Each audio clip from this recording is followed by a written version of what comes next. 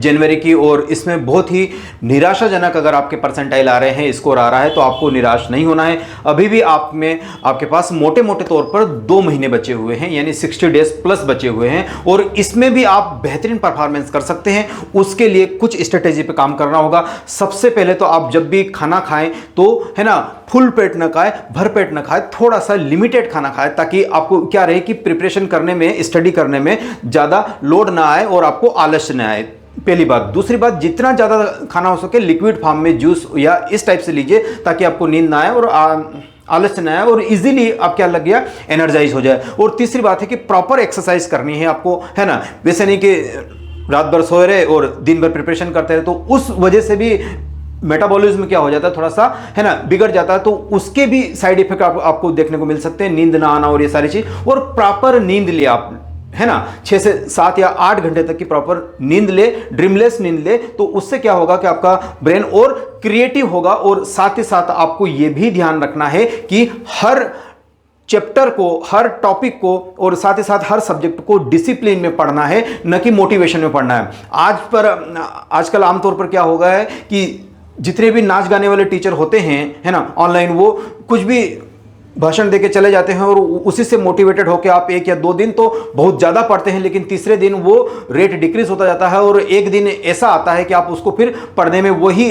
डर्रे पर चले जाते हो जो आपने स्टार्ट किया था। तो सबसे पहले आपको ध्यान रखना है कि डिसिप्लिन, यानी 5 से 6 घंटे आपको सेल्फ स्टडी करनी, किसी भी रिसोर्सेज पे या किसी का भी कंटेंट फॉलो कर रहे हो, मैं उसकी बात नहीं कर रहा हूँ। आपका अपना सेल्फ स्टडी मिनिमम 6 घंटे होना चाहिए, इससे ज़्यादा भी नहीं होना चाहिए। हाँ, जो एवरेज बच्चे हैं वो ज़्यादा कर सकते हैं, लेकिन जो क्रिएटिव बच्चे हैं उनको उतना ही फोकस करना है। अब इस 6 घंटे में क्या करना है, अगर हम तो 2-2 घंटे सबको अलॉट कर दिया, आप कहेंगे कि मैथमेटिक्स के लिए प्रैक्टिस में थोड़ा ज़्यादा टाइम, तो ज़्यादा ले सकते हैं, लेकिन ये 5 से 6 घंटे पर डे का जो है, ये एक डिसिप्लिन होना चाहिए। एक कि मान लो कि नाश्ता करने के बाद ये सब्जेक्ट पढ़ना है ना, लंच करने के बाद ये पढ़ना है, फिर कोचिंग इंस्टीट्यूट जाना है, या कहीं ऑनलाइन भी पढ़ रहे हो, वाटेवर जो भी आपका सोर्सेस हो, या सेल्फ पढ़ रहे हो, तो सबसे पहले आपकी जो सेल्फ स्टडी है ना, वो सबसे ज़्यादा इफिशिएंट होती है, और उसको कैसे मैनेज करना है उसकी में ये बात है। तो सबसे पहले आपको यही ध्यान में रखना है हमेशा के लिए कि आप जो प्रिपरेशन कर रहे हैं वो डिसिप्लिन हो, टाइम फ्रेम में हो, और एक ही क्वेश्चन में बहुत ज्यादा इमोशनल नहीं होना है कि ये क्वेश्चन नहीं बन रहा, मैं सेल्फ स्टडी कर रहा हूं, इसको एक तरीके से 2 तरीके से ऑनलाइन देखूंगा, नहीं, उसको छोड़ दीजिए, आगे मूव करिए। आप पर डे का टारगेट रखिए कि कम से कम आपके 2 चैप्टर हो जाने चाहिए, है ना। अब आप कहेंगे कि 2 चैप्टर कैसे, अरे 2 चैप्टर हो जाएंगे ना, कैसे नहीं होंगे, क्यों, क्योंकि अब जो चैप्टर स्टार्ट करेंगे आप जीरो से थोड़ी स्टार्ट करने वाले, आपने तो उसकी थ्योरी पढ़ रखी है, उसके कुछ न्यूमेरिकल भी आते हैं। तो अगर एक चैप्टर को 100% मानते थे आपने जब प्रिपरेशन स्टार्ट करी, लेकिन अब क्या होगा, अब वो चैप्टर 40% पे आ गया, यानी जो एफर्ट्स आपने, है ना, 100% लगाया था आज से साल भर या जितने भी टाइम पहले जब पहली बार पढ़ रहे थे, अब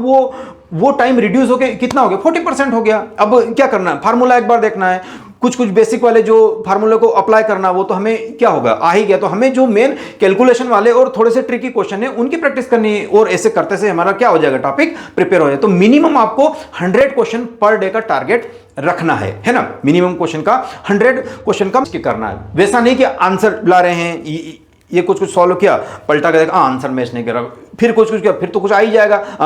4 ऑप्शन देख रहे हो तो वहां से कुछ में आ गया, फिर नहीं, एक बार में ही आंसर आना चाहिए, डिसिप्लिन वे में आंसर आना चाहिए, और एक रिदम में आना चाहिए कि हाँ इस स्टेप के बाद ये और स्टेप्स समझती हूँ। बात रोना इस बात का नहीं है कि आंसर आया कि नहीं है, रोना इस बात की कि आप अपने, है ना, ब्रेन को किस मैकेनिज्म में सेट कर रहे हैं जब आप इस एग्जाम को देंगे, तो वो जो हैबिट है वही एग्जाम के अंदर रिफ्लेक्ट होगी। तो आप अपने आप को इस तरह से डिजाइन कीजिए, इसकी रचना ऐसी करिए ब्रेन की, आपके बॉडी फंक्शंस की, कि जब भी आपको ऐसी सिचुएशन मिले तो आप उसको इस फॉर्मेट में